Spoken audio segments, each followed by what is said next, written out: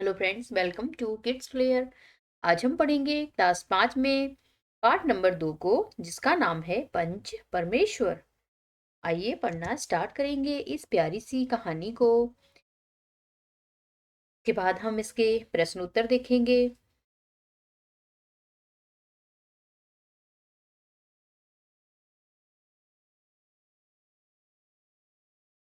पंच परमेश्वर पाठ खोल लीजिएगा और मेरे साथ साथ पढ़िएगा।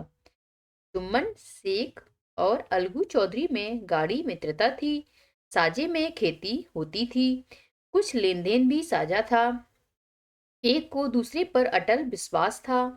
जुम्मन जब हज करने गए थे तब अपना घर अलगू को सौंप गए थे, और अलगू जब कभी बाहर जाते तो जुम्मन के भरोसे अपना घर छोड़ देते थे। इस मित्रता का जन्म उसी समय हुआ था जब दोनों बालक ही थे, और जुम्मन के पिता जुमराती उन्हें शिक्षा प्रदान करते थे। जुम्मन शेख की एक बूढ़ी खाला थी। उनके पास थोड़ी सी जायदाद थी, परंतु उनके निकट संबंधियों में कोई न था। जुम्मन ने लंबे चौड़े वायदे करके वह जायदाद अपने नाम लिखवा ली थी। जब तक दान पत्र की रजिस्ट्री नहीं हुई तब तक खाला की खूब खातिरदारी हुई। स्वादिष्ट पदार्थ खिलाए गए। रजिस्ट्री की मोहर लगते ही इस खातिरदारी पर भी मोहर लग गई। जुम्मन की पत्नी करीमन रोटियां देने के साथ कड़वी बातें भी सुनाने लगी। जुम्मन शेख भी निठुर हो गए। कुछ दिन खाला ने सब सुना और सहा, पर जब ना सहा गया तब जुम्मन ने से शिकायत की। जुम्मन ने गृह स्वामिनी के प्रबंध में दखल देना उचित ना समझा। कुछ दिन तक और यूं ही रो धोकर काम चलता रहा। अंत में एक दिन खाला ने कहा, बेटा, तुम्हारे साथ मेरा निभा ना होगा। तुम मुझे रुपए दे दिया करो, मैं अलग पका खा लूंगी। जुम्मन ने धृष्टता के साथ उत्तर दिया, रुपए यहाँ क्या फलते हैं? खाला बिगड़ गई। उन्होंने पंचायत करने की धमकी दी। जुम्मन बोले, हाँ जरूर पंचायत कर लो, फैसला हो जाए। मुझे भी रात दिन की यह खटपट अब पसंद नहीं। एक दिन संध्या के समय एक पेड़ के नीचे पंचायत बैठी। जुम्मन शेख ने पहले से ही सारा प्रबंध कर रखा था। पंच लोग बैठ गए तो बूढ़ी खाला ने उनसे विनती की, पंचो, आज 3 साल हुए मैंने अपनी सारी जायदाद अपने भांजे जुम्मन के नाम लिख दी थी। जुम्मन ने रोटी कपड़ा देना कबूल किया था। साल भर तो मैंने रो धोकर इसके साथ काटा, पर अब सहा नहीं जाता।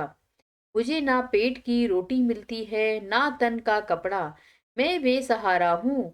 तुम लोग जो राह निकाल दो उसी राह चलूं। मैं पंचों की बात सिर माथे चढ़ाऊंगी। सरपंच किसे बनाया जाए, इस प्रश्न पर जुम्मन शेख और खाला जान में कुछ कहा सुनी हो गई। अंत में खाला बोली, बेटा, पंच न किसी के दोस्त होते हैं ना किसी के दुश्मन। हम तुम्हारा किसी पर विश्वास ना हो तो जाने दो। अलगू चौधरी को तो मानते हो, लो मैं उन्हीं को सरपंच मानती हूँ। जुम्मन शेख आनंद से फूल उठे, परंतु मन के भावों को छुपाकर बोले, चलो अलगू चौधरी ही सही। अलगू चौधरी सरपंच हुए। उन्होंने कहा, शेख जुम्मन, हम तुम पुराने दोस्त हैं, मगर इस समय तुम और बूढ़ी खाला दोनों हमारी निगाह में बराबर हो। जुम्मन ने कहा, खुदा गवाह है, आज तक मैंने खालाजान को कोई तकलीफ नहीं दी। अलगू चौधरी ने जुम्मन से जिरह शुरू की। जुम्मन चकित थे कि अलगू को हो क्या गया है। अभी तो यह मेरे साथ बैठे थे, अब इतने प्रश्न मुझसे क्यों पूछते हो? जुम्मन यह सब सोच ही रहे थे कि अलगू ने फैसला सुनाया। जुम्मन शेख, पंचों ने इस मामले पर विचार किया। उन्हें यह उचित मालूम होता है कि खालाजान को माहवार खर्च दिया जाए। बस यही हमारा फैसला है। अगर खर्च देना मंजूर ना हो तो रजिस्ट्री रद्द समझी जाए। फैसला सुनते ही जुम्मन सन्नाटे में आ गए। अलगू के फैसले की सभी लोग प्रशंसा कर रहे थे, पर इस फैसले ने अलगू और जुम्मन की दोस्ती की जड़ हिला दी। जुम्मन को यह फैसला आठों पहर खटकने लगा। वे इस ताक में थे कि किसी तरह अलगू से बदला लेने का अवसर मिले। ऐसा अवसर जल्द ही जुम्मन के हाथ आया। अलगू चौधरी बटेसर से बैलों की एक बहुत अच्छी जोड़ी मोल लाए थे। दैवयोग से जुम्मन की पंचायत के 1 महीने बाद इस जोड़ी का एक बैल मर गया। अब अकेला बैल किस काम का? गांव में समझू साहू थे। उन्होंने 1 महीने में दाम चुकाने का वादा करके चौधरी से बैल खरीद लिया। समझू साहू ने नया बैल पाया तो लगे रंगेदने। न चारे की फिक्र, न पानी की। वह दिन में 3-3, 4-4 खेपे करने लगे। एक दिन साहू जी ने दूना बोझा लाद दिया। बैल ने जोर लगाया, पर वह आधे रास्ते में ही धरती पर गिर पड़ा। ऐसा गिरा कि फिर ना उठा। इस घटना को कई महीने बीत गए। अलगू जब बैल का दाम मांगते, तब साहू सहुआइन दोनों ही झल्ला उठते। कहते मुर्दा बैल दिया था, उस पर दाम लगाने चले हैं। इसी तरह कई बार झगड़े हुए, पर साहू जी ने बैल का दाम ना चुकाया। दोनों ने लोगों ने साहू जी को समझाया, भाई पंचायत कर लो, जो कुछ तय हो जाए उसे स्वीकार कर लो। साहू जी राजी हो गए तथा अलगू ने भी हामी भर ली। उसी वृक्ष के नीचे पंचायत शुरू हुई। रामधन ने कहा, चौधरी बोलो, किसको पंच मानते हो? अलगू ने कहा, समझू साहू ही चुन लो। समझू खड़े हुए और कड़क कर बोले, मेरी ओर से जुम्मन शेख। जुम्मन का नाम सुनते ही अलगू का कलेजा धक धक करने लगा। फिर भी उन्होंने कहा, ठीक है, मुझे स्वीकार है। सरपंच का आसन ग्रहण करते हुए जुम्मन में अपनी जिम्मेदारी का भाव पैदा हुआ। उन्होंने सोचा, मैं इस समय न्याय के सर्वोच्च आसन पर बैठा हूँ। सत्य से जौ भर भी टलना मेरे लिए उचित नहीं है। पंचों ने दोनों से सवाल जवाब शुरू किया। बहुत देर तक दोनों अपने अपने पक्ष का समर्थन करते रहे। अंत में जुम्मन ने फैसला सुनाया, अलगू चौधरी और समझू साहू, पंचों ने तुम्हारे मामले में अच्छी तरह विचार किया। समझू के लिए उचित है कि बैल का पूरा दाम दें। जिस समय उन्होंने बैल लिया था उस समय उसे कोई बीमारी ना थी। बैल की मृत्यु केवल इस कारण हुई है कि उससे कठिन परिश्रम लिया गया और उसके दाने चारे का प्रबंध नहीं किया गया। अलगू चौधरी फूले ना समाये, उठ खड़े हुए और जोर से बोले, पंच परमेश्वर की जय। साथ ही सभी लोगों ने दोहराया, पंच परमेश्वर की जय। थोड़ी देर बाद जुम्मन अलगू के पास आए और उनके गले से लिपट गए। अलगू रोने लगे। इस पानी से दोनों के दिलों का मैल धुल गया। मित्रता की मुरझाई हुई लता फिर से हरी हो गई। तो ये रही कहानी है प्रेमचंद्र जी की। तो इनका जन्म 1880 से 1936 के बीच रहा है। हिंदी में कथा सम्राट के रूप में जाने जाते हैं। इन्होंने हिंदी तथा उर्दू में लगभग 300 कहानियां तथा अनेक श्रेष्ठ उपन्यासों की रचना की। इनके उपन्यासों में गोदान, गबन तथा कहानियों में ईदगाह, पूस की रात, दो बैलों की कथा, कफन आदि प्रमुख हैं। मानसरोवर इनकी कहानियों का संग्रह है।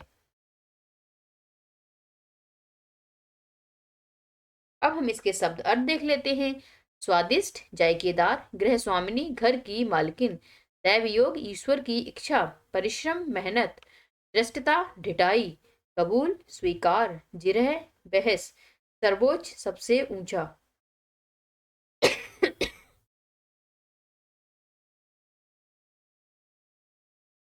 बोध प्रश्न उत्तर लिखिए। जायदाद की रजिस्ट्री होते ही जुम्मन का व्यवहार बदल गया। इससे जुम्मन की स्वभाव के बारे में क्या पता चलता है? उत्तर लिखेंगे। जायदाद की रजिस्ट्री के बाद जुम्मन ने खाला की परवाह करना छोड़ दिया। इससे उसके स्वार्थ और धूर्तता का पता चलता है। मैं अलग खा पका लूंगी, खाला ने ऐसा क्यों कहा? जुम्मन की पत्नी के रोज रोज के ताने सुनकर खाला परेशान हो चुकी थी और जुम्मन भी निठुर हो गए थे, इसलिए खाला ने ऐसा कहा। वीडियो अच्छा लग रहा हो तो लाइक कर दें, चैनल को सब्सक्राइब जरूर कर लें। जुम्मन ने खाला को रोटी कपड़ा देना क्यों कबूल किया था? तो जुम्मन ने खाला को रोटी कपड़ा देना इसलिए कबूल किया था क्योंकि खाला ने जुम्मन के नाम अपनी जायदाद की रजिस्ट्री कर दी थी। फैसला सुनते ही जुम्मन सन्नाटे में क्यों आ गए? उत्तर है, मित्र अलगू चौधरी द्वारा अपने खिलाफ फैसले सुनाने से जुम्मन सन्नाटे में आ गए।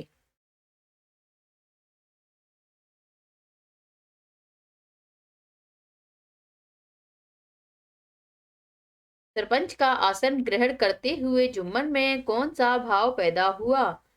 उत्तर लिखेंगे, सरपंच का आसन ग्रहण करते ही जुम्मन में अपनी जिम्मेदारी का भाव पैदा हुआ और उन्होंने सत्य से तनिक भी विचलित न होने का विचार किया। सही विकल्प पर सही का निशान लगाइए। तो कहा है, जुम्मन का मित्र होते हुए भी पंचायत में अलगू ने उनके खिलाफ फैसला दिया क्योंकि समझू अलगू सच्चा मित्र नहीं था। गलत। जुम्मन के घमंडी स्वभाव से अलगू नाराज था। नहीं, ये भी नहीं है। सरपंच का आसन ग्रहण करने वाला व्यक्ति निष्पक्ष होकर न्याय करता है। हाँ, यही सही है। थर्ड वाला आपका राइट टिक कर देंगे। दूसरा है खा। जुम्मन शेख ने समझू साहू के विरुद्ध फैसला दिया कि बैल का पूरा दाम अलगू चौधरी को दे दें क्योंकि जुम्मन शेख ने सरपंच बनकर समझू साहू से बदला लिया। गलत। जुम्मन शेख ने अपने मित्र अलगू चौधरी का पक्ष लिया। गलत। बैल की मृत्यु केवल इस कारण से हुई कि उनसे कठिन परिश्रम लिया गया और उसके दाने चारे का प्रबंध नहीं किया गया। इसका भी थर्ड राइट होगा। अभी हमने रीडिंग करी थी चैप्टर की। कहानी से संबंधित वाक्य गलत क्रम में लिखे गए हैं, उन्हें सही क्रम में लिखिए। तो सही क्रम में यहाँ पे लेकर आई हूँ, ये उत्तर है सही। जुम्मन शेख की एक बूढ़ी खाला थी, पहले नंबर पर आएगा। उनके पास थोड़ी जायदाद थी परंतु उनके निकट संबंधियों में कोई ना था। थर्ड पोजीशन पे आएगा, जुम्मन ने लंबे चौड़े वायदे करके वह जायदाद अपने नाम लिखवा ली थी। फोर्थ नंबर पे आएगा, एक दिन संध्या के समय एक पेड़ के नीचे पंचायत बैठी। अलगू चौधरी ने जुम्मन से जिरह शुरू की। सरपंच का आसन ग्रहण करते हुए जुम्मन में अपनी जिम्मेदारी का भाव पैदा हुआ। थोड़ी देर बाद जुम्मन अलगू के पास आए और उनके गले से लिपट गए। इस तरह हम ये क्रम कर लेंगे। निम्नलिखित कथनों को पढ़िए और उनके सामने खाली जगह में किसने किससे कहा लिखिए। तो बेटा, तुम्हारे साथ मेरा निभा ना होगा, तुम मुझे रुपए दे दिया करो, मैं अलग खा पका लूंगी। तो ये बूढ़ी खाला ने जुम्मन से कहा। रुपए क्या यहाँ फलते हैं? तो ये जुम्मन ने खाला से कहा। शेख जुम्मन, हम तुम पुराने दोस्त हैं मगर इस समय तुम और बूढ़ी खाला दोनों हमारी निगाह में बराबर हो। ये अलगू चौधरी ने जुम्मन से कहा। भाई, पंचायत कर लो, जो कुछ तय हो जाए उसे स्वीकार कर लो। तो लोगों ने समझू साहू को कहा, ये समझू के लिए उचित है कि बैल का पूरा दाम दें। तो जुम्मन ने पंचायत में कहा, ये पंच ना किसी के दोस्त होते हैं ना किसी के दुश्मन। जुम्मन ने स्वयं को कहा।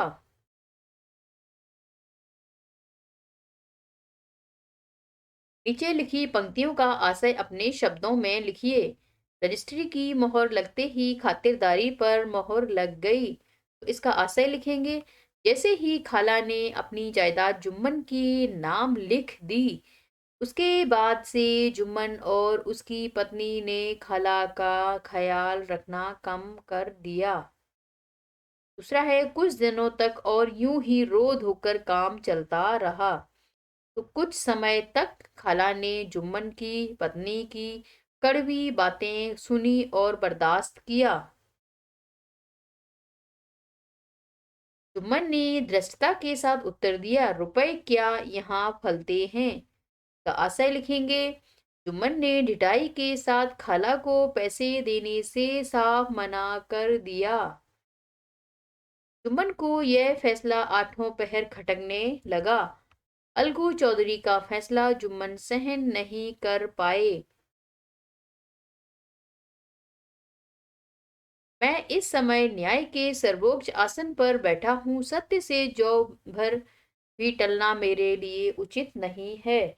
इसका आशय है, जब व्यक्ति न्याय करने के लिए बैठता है तो उसमें जिम्मेदारी का भाव आ जाता है, इसलिए वह सदैव सत्य का साथ देता है। 6 है, भाषा के रंग का है। मुहावरों का सही अर्थ से मिलान कर अपने वाक्यों में प्रयोग कीजिए। तो मोहर लग जाना, पक्का हो जाना, सिर माथे चढ़ाना, खुशी से स्वीकार करना, सन्नाटे में आ जाना, चुप रह जाना, कलेजा धक धक करना, अधिक घबरा जाना, दिल का मैल धुल जाना, मन साफ हो जाना। आगे पढ़ेंगे। अब हम इसके बाकी प्रयोग देख लेते हैं। मोहर लग जाना पक्का हो जाना होता है, तो इसका बाकी प्रयोग लिखेंगे, किसी बात पर बड़ों की मोहर लग जाने से उसका महत्व बढ़ जाता है। दूसरा है सिर माथे चढ़ाना, खुशी से स्वीकार करना। इसका बाकी प्रयोग देखेंगे, अलगू ने जुम्मन का फैसला सिर माथे चढ़ाया। सन्नाटे में आ जाना, चुप रह जाना। अलगू चौधरी के फैसले को सुनकर जुम्मन शेख सन्नाटे में आ गया। कलेजा धक धक करना, अधिक घबरा जाना। जुम्मन के सरपंच बनने से अलगू चौधरी का कलेजा धक धक करने लगा। या आपने वो लगा गाना सुना है, दिल मेरा धक धक करने लगा, इसी में धक धक आया है। मुहावरों का सही अर्थ से मिलान लास्ट है, दिल का मैल धुल जाना, मन साफ हो जाना। आंसुओं से दोनों मित्रों के दिलों का मैल धुल गया। वीडियो अच्छा लग रहा हो तो लाइक कर दें, चैनल को सब्सक्राइब जरूर कर ले, सब्सक्राइब बटन पे क्लिक करके। निम्नलिखित तद्भव शब्दों के तत्सम रूप लिखिए। तद्भव शब्द आपका शुद्ध हिंदी होता है, तत्सम उसका संस्कृत रूप होता है, ये पता होना चाहिए। तो आइए फटाफट लिखेंगे। निभा का निर्भा, निठुर का निष्ठुर, पहर का प्रहर, घर का गृह, पूरा का संपूर्ण, भगत का भक्त।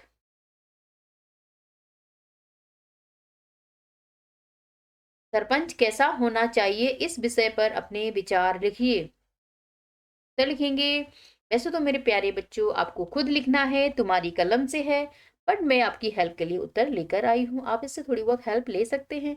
सरपंच ऐसा होना चाहिए जो दोनों पक्षों की बातों को ध्यान पूर्वक सुने और निर्णय ले, निष्पक्ष न्याय करे, गांव में विकास के कार्य करे, सरकारी योजनाओं पर गांव में काम करवाए, मनरेगा जैसी योजनाओं का भी गांव में काम करवाए, गांव में सड़कों का रख रखाव, पशुपालन, प्राथमिक शिक्षा, खेल आदि को बढ़ावा दे। अब करने की बारी, इस कहानी को अपने शब्दों में सुनाइए। तो अभी हमने पूरी कहानी की रीडिंग करी है, चैप्टर की रीडिंग करी है, तो आपको ये कहानी अब अपने आप आ जानी चाहिए और आपको ये कहानी अपने दोस्तों को सुनानी भी होगी, तभी ये कहानी आपको अच्छे से आ पाएगी। हाँ है, अपने आसपास घटी किसी घटना विवाद के बारे में, पंचों के फैसले के बारे में चर्चा कीजिए जिससे विवाद का निपटारा हुआ हो। उत्तर है, विद्यार्थी अपने सहपाठियों के साथ पाठ पर चर्चा करें। सहपाठी और विद्यार्थियों के साथ बैठकर पाठ पर चर्चा करें, तो ये भी आपको खुद ही करने हैं।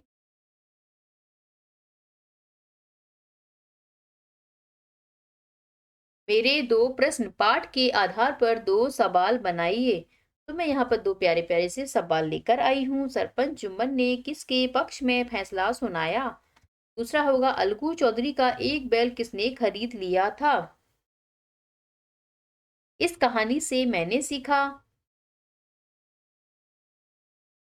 कि सरपंच हमेशा निष्पक्ष न्याय करता है। मैं करूंगा या मैं करूंगी, बूढ़े माँ बाप का अच्छे से ख्याल रखूंगी या रखूंगा।